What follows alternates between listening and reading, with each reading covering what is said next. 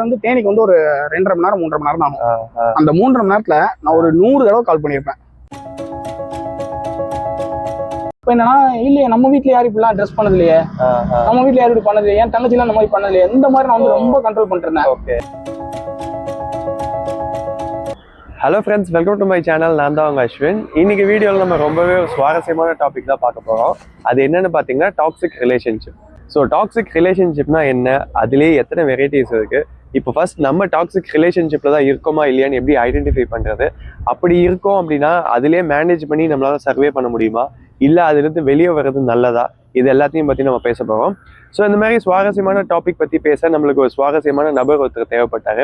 So அதுதான் நம்ம கௌதமை இன்வைட் பண்ணியிருக்கோம். ஸோ கௌதம் வாங்க. Hi Ashwin. Hi Gautham. So ஆக்சுவலாக நான் ஏன் கௌதமை கூப்பிட்டுன்றதை நான் சொல்கிறேன். அதுக்கு முன்னாடி நாங்கள் ஒரு சின்ன டிஸ்க்ளைமர் சொல்லிடுறோம். இந்த வீடியோவில் நாங்கள் பேச போகிற கருத்துக்கள் எல்லாமே எங்களோட சுய அறிவை பொறுத்து தான் இருக்குது. ஸோ இது வந்து நிறைய பேருக்கு வந்து ஒரு மாற்று கருத்து கூட இருக்கலாம். நீங்கள் வேறு ஏதாவது கூட கண்டென்ட் நினைக்கலாம். ஸோ அப்படி உங்களுக்கு வேறு ஏதாவது கருத்து இருக்குன்னா கூட நீங்கள் கூட கமெண்ட் செக்ஷனில் சொல்லலாம். ஸோ வீடியோ ஸ்டார்ட் பண்ணலாமா கௌதம்? கண்டிப்பாக.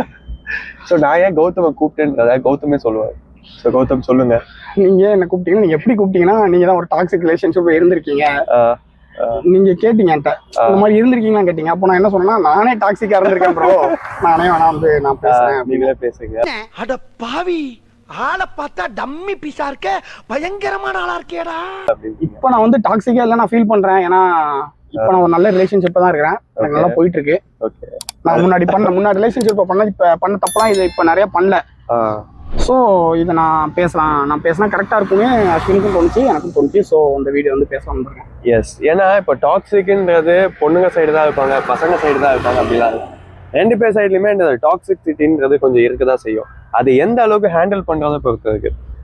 ஸோ இப்போ கௌதம் உங்ககிட்ட நான் முதல் கேள்வி என்ன கேட்கணும்னு நினைச்சேன் அப்படின்னா, இப்போ ஒரு நல்ல ரிலேஷன்ஷிப்புக்கோ டாக்ஸிக் ரிலேஷன்ஷிப்புக்கோ எப்படி டிஃப்ரென்ஷியேட் பண்ணுவீங்க, அது உங்களோட பெர்ஸ்பெக்டிவ்ல சொல்லுங்க.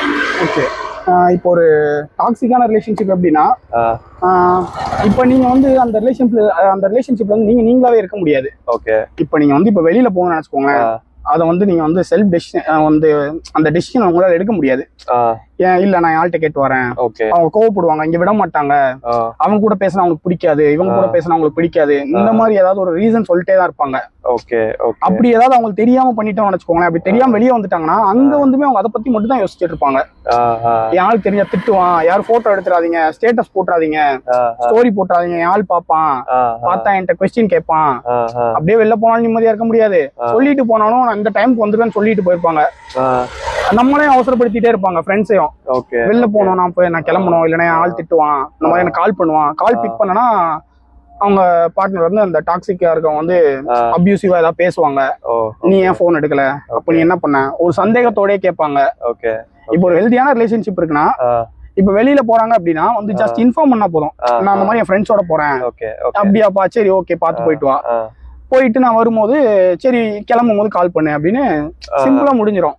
ஓகே ஓகே, கொஞ்சம் அண்டர்ஸ்டாண்டிங் இருக்கும், பேசிக்கா அண்டர்ஸ்டாண்டிங் இருக்கும். நீ போக கூடாது, நீ அவங்க கூட பேசக்கூடாது, இந்த மாதிரி வந்து இது பண்ண மாட்டாங்க, ரெஸ்ட்ரிக்ட் பண்ண மாட்டாங்க. நீங்களா இருக்கலாம் ஜாலியா, அவ்வளவுதான். ஓகே, ஸோ இப்போ எனக்கு இதுல இருந்து ஒரு கேள்வி வருது. இப்போ நீங்க வந்து ஒரு டாக்ஸிக்கா இருந்தேன்னு சொன்னீங்க. அப்போ நீங்க டாக்ஸிக்கா இருக்கும்போது நீங்க என்ன மாதிரிலாம், இப்போ நீங்க சொன்னதெல்லாம் பண்ணீங்களா, இல்ல இதையும் தாண்டி எக்ஸ்ட்ரீமா எதுவும் பண்ணது? இப்ப நான் இதுக்கு முன்னாடி சொன்னது எல்லாமே நான் தான் பண்ணேன். நீங்க தான் பண்ணல? ரெண்டுமே நான் தான். இப்போ ஒரு ஹெல்தியான ரிலேஷன்ஷிப்லயே இருக்கிறேன், டாக்ஸிக்காவும் இருந்திருக்கிறேன். நான் ஒரு எக்ஸாம்பிள் சொல்றேனே, நான் இதுக்கு முன்னாடி ஒரு ரிலேஷன்ஷிப்ல இருந்தேன், பேர்லாம் சொல்லலாம். அப்போ எப்படின்னா, என்னோட பார்ட்னர் நான் ஒரு பொண்ணை லவ் பண்ணிருந்தேன். அவன் வந்து அப்போ வந்து நான் ரொம்ப டாக்ஸிக்கா இருந்தேன். அவங்க ஒரு ஃபங்க்ஷன் போனாங்க, ஃப்ரெண்டோட மேரேஜ், காலேஜ்லாம் முடிச்சிட்டாங்க, அவங்க ஃப்ரெண்ட்ஸோட மேரேஜ் போனாங்க. அப்ப நான் கேட்டேன், அந்த மாதிரி என்கிட்ட சொன்னாங்க, அந்த மாதிரி நான் மேரேஜ் போறேன் அப்படின்ட்டு. எங்க கேட்டேன், இந்த மாதிரி தேனி அப்படின்னாங்க. நான் ஃபர்ஸ்ட் கேட்ட கொஸ்டின், பசங்க வராங்களா? ஓகே, அவங்க கேட்டாங்க, ஆமா ஃப்ரெண்ட்ஸ் வராங்க, பசங்க வராங்க. நீ இல்ல போக கூடாது, எனக்கு பிடிக்கல அப்படின்னு. ஏன் போக கூடாது, எதுக்கு போக கூடாதுன்னு கேக்குறவங்க. ஏன்னா அவங்களுக்கு வந்து என்ன பார்த்தா பயம், இவன் சொன்னா புரிஞ்சுக்க மாட்டான், இவன் கத்துவான், திட்டுவான் நம்மள அப்படின்னு ஒரு பயம். அதனால சொல்லல. சொல்லிட்டு அதுக்கப்புறம் நானும் அவங்க போறாங்க, இங்க இருந்து எங்க ஊர்ல இருந்து தேனிக்கு வந்து ஒரு 2.5 மணி நேரம் 3.5 மணி நேரம் ஆகும். அந்த 3.5 மணி நேரத்துல நான் ஒரு 100 தடவை கால் பண்ணிருப்பேன். என் கால் எடுக்கல. எடுத்தோடனே வார்த்தை சாப்பிட்டியான்னு கேட்கல, என்ன பண்ணிட்டு இருக்க, யாரு கூட உட்காந்துருக்க, இந்த மாதிரிதான் கேட்டேன்.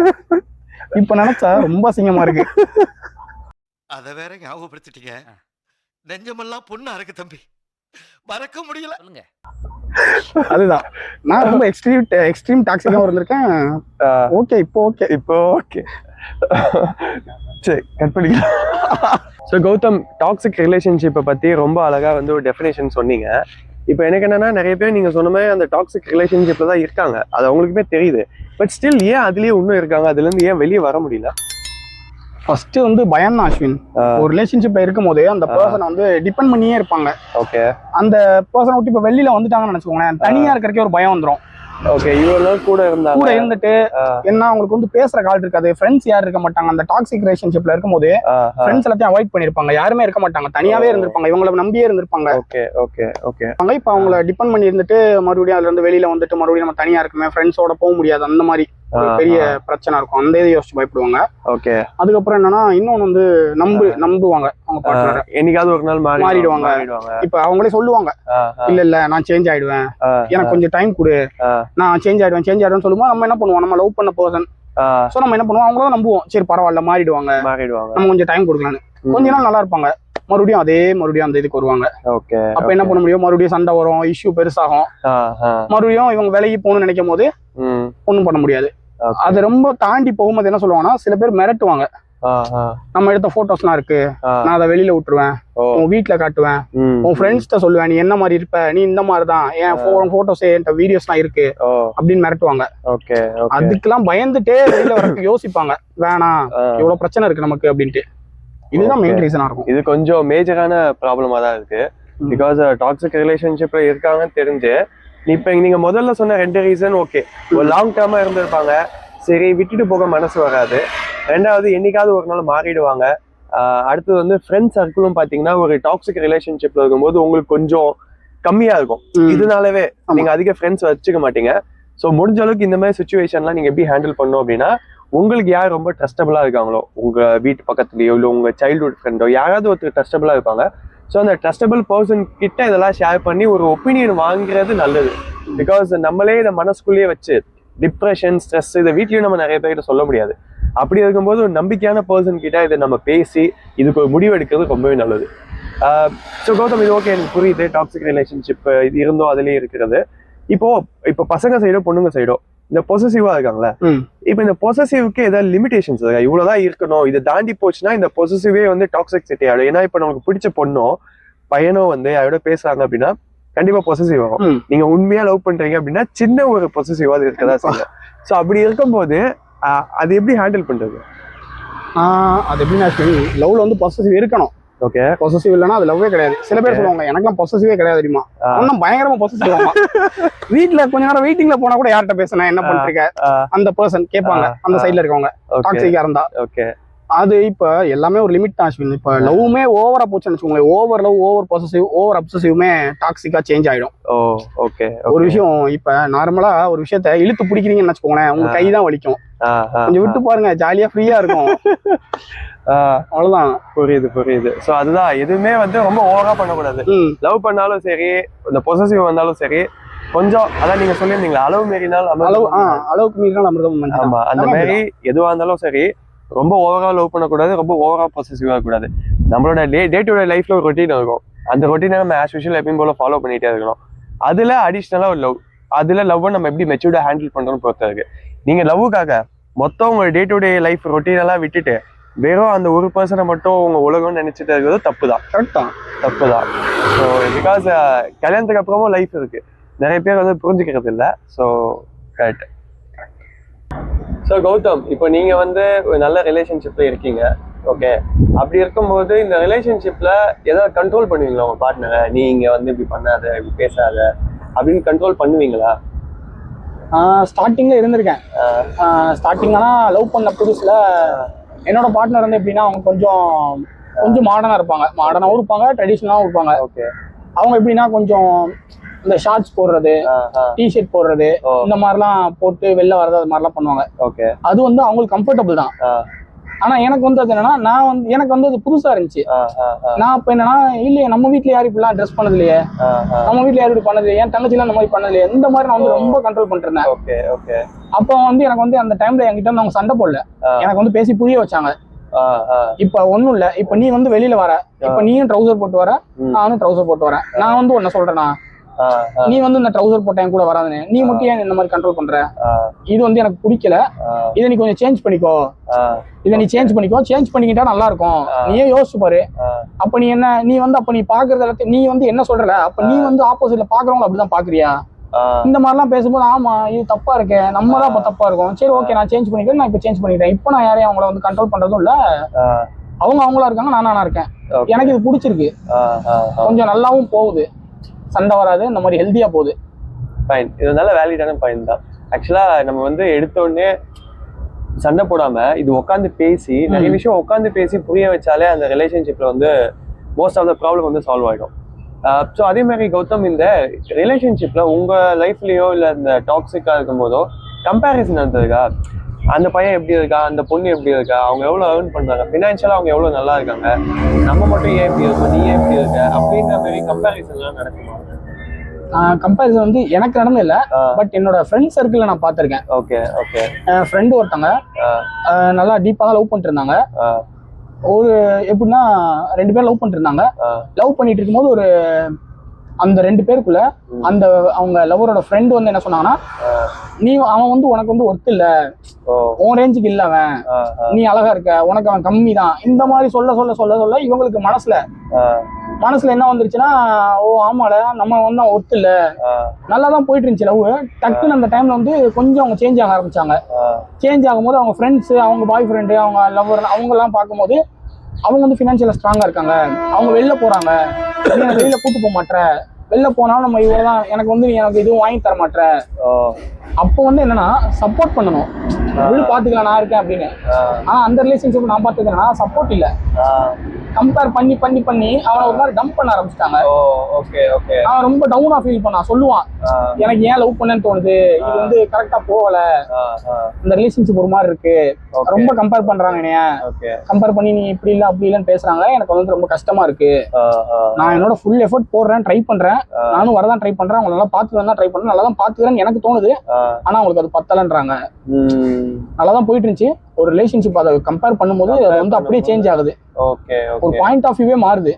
இனிஷியலா தெரிய மாட்டுது இந்த பர்சன் வந்து இவ்வளவு சேலரி இப்படிதான் இருக்க போகும் அப்படின்னு. ஆக்சுவலா அந்த பர்சன் கூட இருக்கும்போது கூட தெரிய மாட்டுது. ஆனா வேற யாராவது வந்து நம்மளுக்கு சொல்லும் போதோ இல்ல வேற யாராவது லைஃபை வந்து நம்ம கூட கம்பேர் பண்ணும் போதோ நம்மளுக்கு மைண்ட் வந்து நல்லாவே மாறுது, நிறைய ப்ராப்ளம் வருது. ஸோ இந்த மாதிரி டைம்ல பையனா இருந்தாலும் சரி பொண்ணா இருந்தாலுமே சரி 2 பேருமே ஃபினான்ஷியலாவோ அந்த மாரல் சப்போர்ட் வந்து 2 பேர் சைட்லயுமே இருக்கும். ஏன்னா ஒருத்தவங்க மட்டும்தான் வேலைக்கு போகணும், ஒருத்தவங்க மட்டும்தான் சம்பாதிக்கணும் அப்படின்ற ஒரு இது இருந்துச்சு அப்படின்னா இருக்கலாம் அப்படி. பட் ஆனா நீங்க உங்களோட எக்ஸ்பெக்டேஷன் அதுக்கு எதுவுமே கொஞ்சம் கம்மி பண்ணிக்கணும். நான் மற்றவங்க லைஃப்பை பார்த்து நான் இப்படிதான் வாழ்வேன், இப்படிதான் இருப்பேன்றது கொஞ்சம் கஷ்டம் தான். ஸோ அதே மாதிரி நீங்க ஏதாவது ஒரு படத்தோட கேரக்டரை பார்த்து சே இந்த படத்தோட கேரக்டர் பாக்க நம்மள மாதிரியே இருக்கு, அப்படியே எடுத்திருக்கானுங்க அப்படின்னு ஏதாவது ஃபீல் பண்ணிருக்கீங்களா? ஃபீல் பண்ணி இப்ப ரீசெண்டா லவ்வர்னு ஒரு மூவி வந்துச்சு. ஆமா, அந்த லவ்வர்ல ஒரு மணிகண்டன் கேரக்டர் பார்க்கும்போது என்ன மாதிரியே இருந்துச்சு. அந்த மயில சொல்லிட்டு போக வேண்டியதானே, எதுக்கு மறைச்சிட்டு போற? உன்கிட்ட சொல்லிட்டு போனா விட்டுருப்பியா? கேட்டு போயிருக்கணும். அந்த அளவுக்கு டாக்ஸிக்கா இருந்திருக்கேன். ஃபேஸ் கட்டுமே அப்படிதான் இருக்கு. அப்படியா? சரி கட்டுட்டு வாங்க, ஒண்ணாக போயிடாதீங்க. அதான் நான் அந்த படம் பார்க்கும்போது எனக்கு தோணி இருக்கு. அப்போ என் இப்ப இருக்க ரிலேஷன்ஷிப் என் லவருமே சொன்னாங்க, என்னோட ஃபியான்ஸே மேரேஜ் பண்ண போறோம், அவங்க சொன்னாங்க. வாழ்த்துக்கள். கல்யாணம் பண்ண போற லவ் பண்ண பொண்ணே கல்யாணம் பண்ண போறாரு. நிறைய இடத்துல நடக்கிறது இல்ல, இது இப்ப நடக்குது. ரொம்ப சந்தோஷம். இன்னும் லவ் மேல எனக்கு நம்பிக்கை இருக்கு. தேங்க்ஸ். நான் நல்லா பண்றேனோ இல்லையோ, ஆனா நீ நல்லா பண்ற.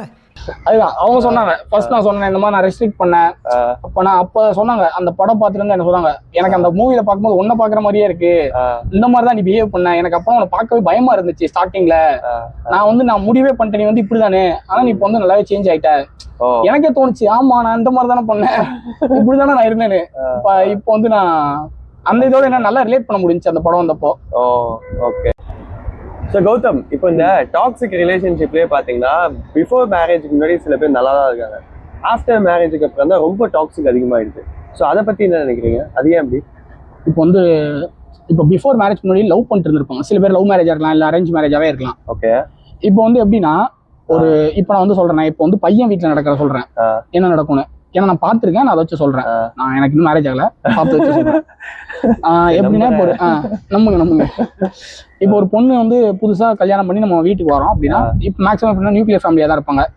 மாமியார் பையன் எல்லாருமே ஒரே வீட்டுல தான் இருப்பாங்கன்னு வச்சுக்கோங்களேன்.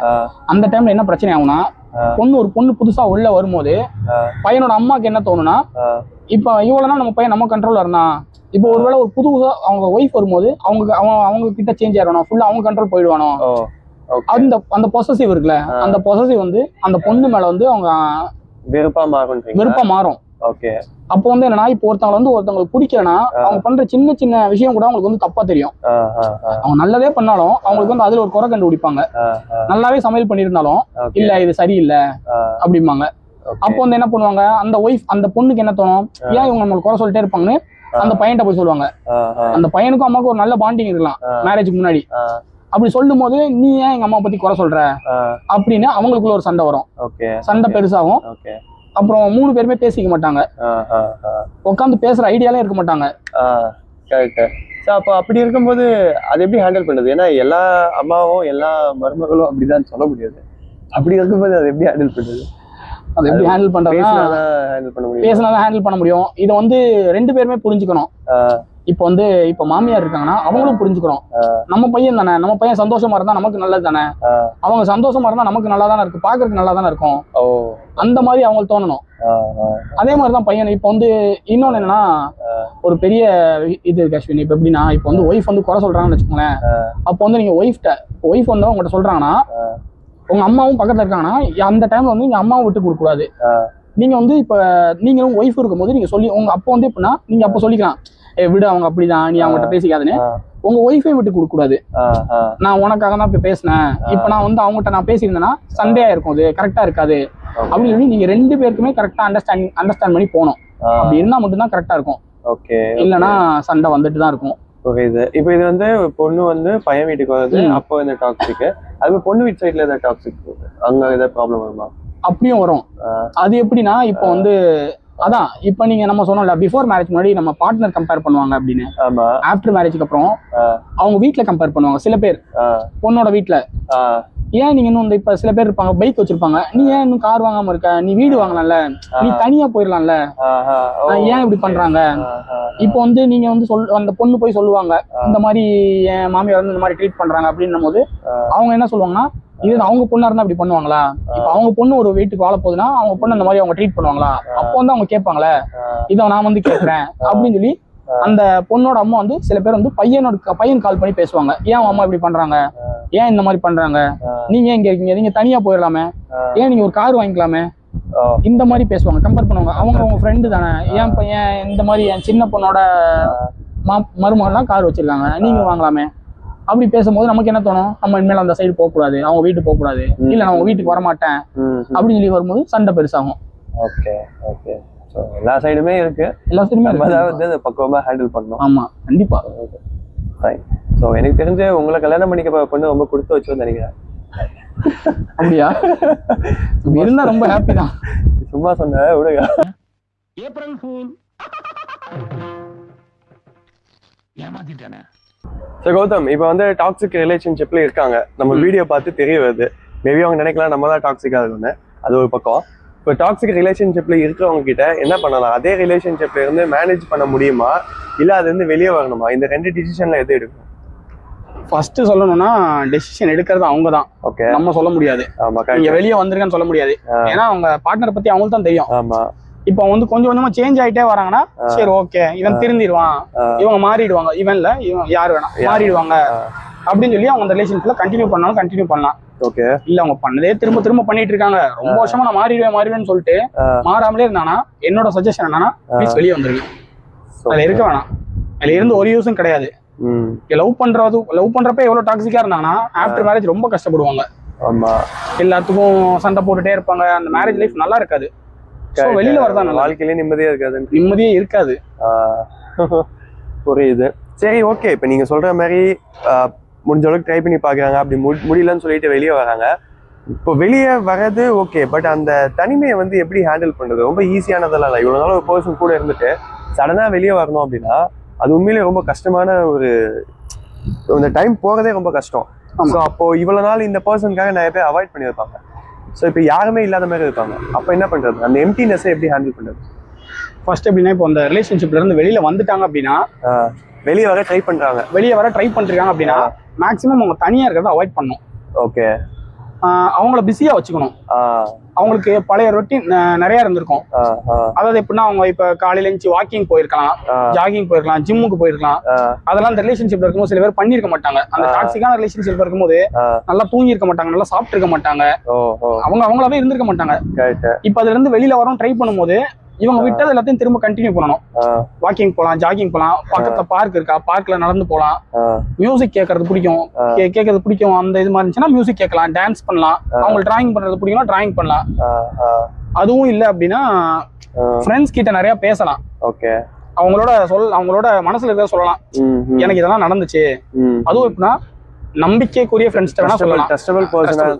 எல்லார்ட்டுமே சொல்லக்கூடாது.